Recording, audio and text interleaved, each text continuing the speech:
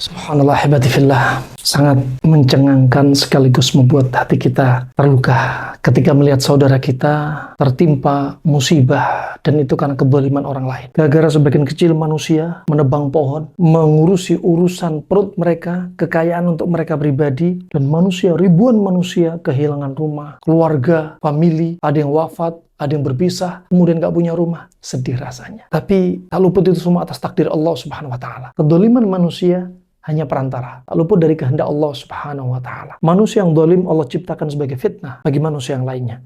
Sebagaimana kenapa Allah ciptakan setan? Kenapa Allah ciptakan musuh-musuh dari umatnya Nabi Muhammad? Kenapa Allah ciptakan binatang buas? Kenapa Allah jadikan ada ilmu sihir? Semua itu fitnah. Tak luput dari takdir Allah Subhanahu wa Ta'ala.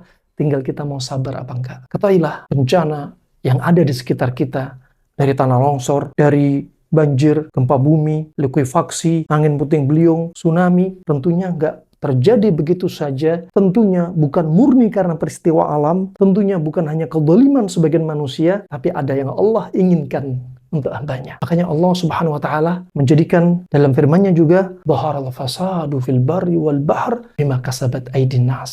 Kerusakan di bumi, di lautan nampak. Kenapa? Karena kezaliman tangan-tangan manusia. Sekarang manusia zalim merugikan orang lain. Kita zalim, termasuk zalimnya kita kepada Allah, termasuk maksiat kita kepada Allah Subhanahu wa Ta'ala, itu kezaliman. Termasuk syirik, kezaliman yang paling besar. Ini semua akan menimbulkan malapetaka. Baik itu karena manusia yang lain atau memang karena bencana alam. Yang jelas ini bukan terjadi begitu saja.